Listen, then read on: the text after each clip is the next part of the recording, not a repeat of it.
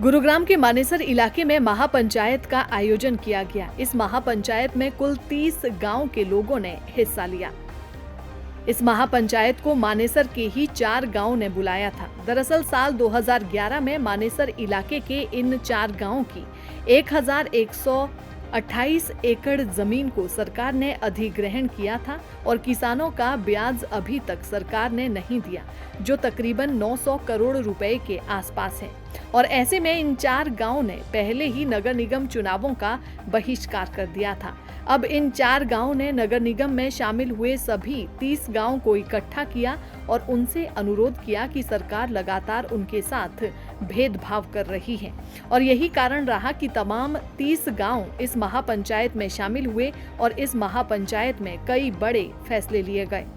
महापंचायत में न केवल नगर निगम चुनाव का पूरी तरह से बहिष्कार किया गया, बल्कि सरकार को भी चेतावनी दी गई कि अगर सरकार अभी भी नहीं जागी तो आने वाले विधानसभा चुनावों के साथ साथ लोकसभा चुनावों का भी बहिष्कार किया जाएगा। पंचायत हुई, उसमें हमने फैसला लिया है कि हमने निगम का बहिष्कार करना है।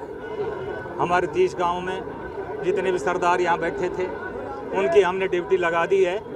हर गांव में अपनी वो पंचायत करेंगे और 2 तारीख को दोबारा यहीं पे पंचायत होगी, उसमें वो अपनी रिपोर्ट सब देंगे।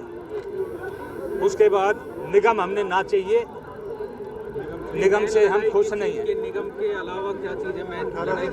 1810 एकड़ और 1128, उसकी तो कानूनी लड़ाई भी चल रही है, लीडरां से भी मिला है, उसको भी है। लेकिन हमारी पहल अब फिलहाल तो ये है, अगर हम एकजुट होकर इस निगम ने हटावा फिर आगे वो फैसलों जाए, तो अगली बात आगे देखेंगे। चुनाव का बहिष्कार करना है? हाँ जी, बिल्कुल चुनाव का बहिष्कार करेंगे। उम्मीदवार भी उतारोगे आप लोग या नहीं? उम्मीदवार कैसे उतारेंगे जब चुनाव का बहिष्कार करेंगे? उम्मीदवार यहाँ बैठे भी थे, उनने सबने भी सपोर्ट कर दी कि हम नहीं लड़ेंगे। और हर गांव में पंचायत भी होगी अपनी अपनी। तो क्या नगर निगम के अलावा लोकसभा विधानसभा के जो चुनाव है उनका भी फैसला? उनकी बात तो बाद में देखी जाएगी। अगर ये हम निगम ने कैंसिल करवा सके तो आगे भी होएगा, ये आगे बढ़ेगी बात। प्रधान जी, आपकी जो समस्या है इसका समाधान क्या चुनाव का बहिष्कार करना ही है क्या और कोई भी समाधान है इसका? समस्या को समाधान तो और तो हमने दिख ना रहे हो, दिखाई ना दे रहो। ये तो कई साल होगी डोलते डोलते, कोई समाधान ही ना है। इसलिए हमने यो करना पड़े हो, कम से कम इसने करा, फिर आगे विधानसभा वाला में भी करांगा, MP वाला में करा, बात ने आगे बढ़ावांगा। यहाँ से शुरुआत है हमारी। जब आपने पूछा है ना जी, हमारे क्षेत्र बहुत बड़ी ताकत है, इस यहाँ भाईचारा कायम है, बहुत बड़ी एकता है।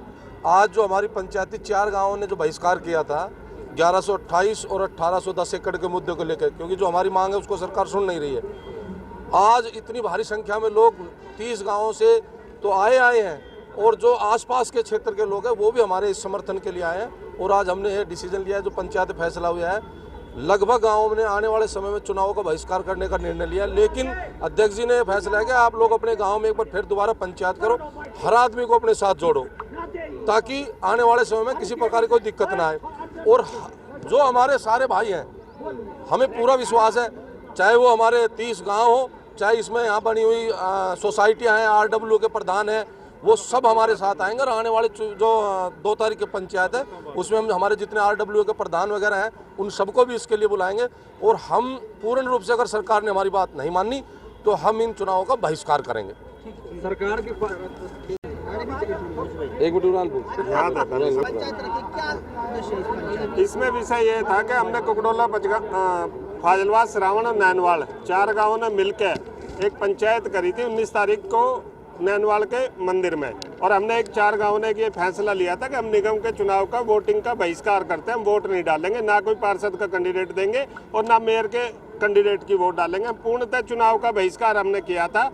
और मैं आपके चैनल के माध्यम से कहना चाहता हूँ, अगर सरकार हमारी जो मांग है 1128 की और 1810 की, अगर सरकार हमारी मांग नहीं मानेगी तो ये चुनाव का बहिष्कार का जो परिणाम है, रिजल्ट है। अब हमने 30 गांव की आज पंचायत बुलाई थी। 30 गांव में ये निर्णय अध्यक्ष जी ने लिया है कि भाई हर गांव में अपनी अपनी पंचायत करी जाएगी और पंचायत करके अगले आने वाले इतवार को 2 तारीख को फिर यहाँ एक पंचायत की जाएगी। और पूर्णतः 30 गाँव जो नगर निगम है, पूरे के पूरे नगर निगम के चुनाव का बहिष्कार किया जाएगा। और आगे अगर सरकार इस निगम के चुनाव के बहिष्कार से भी हमारी बात नहीं मानती तो आगे लोकसभा और विधानसभा के चुनाव में भी बहिष्कार। कुछ गांव आपके समर्थन में साथ नहीं आते हैं तो फिर क्या निर्णय लेंगे? बताओ सरपंच साहब। ये गाँव सब एक बार नाम बताइए और जो 1810 का मामला है वो कहाँ टकरा है, क्या दिक्कत है? मेरा नाम प्रेमपाल फौजी है। 1810 एकड़ का जो मामला है वो काफ़ी दिन से पेंडिंग चल रहा है। सरकार कुछ कहती है और जब जमींदार जाते हैं तब कुछ कहती है। सेक्शन 4 जो सरकार ने जब लागू करा तो आज जमींदार पूछना चाहते हैं सेक्शन 4 का आपने राज्य कोष क्यों लिया, क्यों रजिस्ट्रियाँ चलवाई?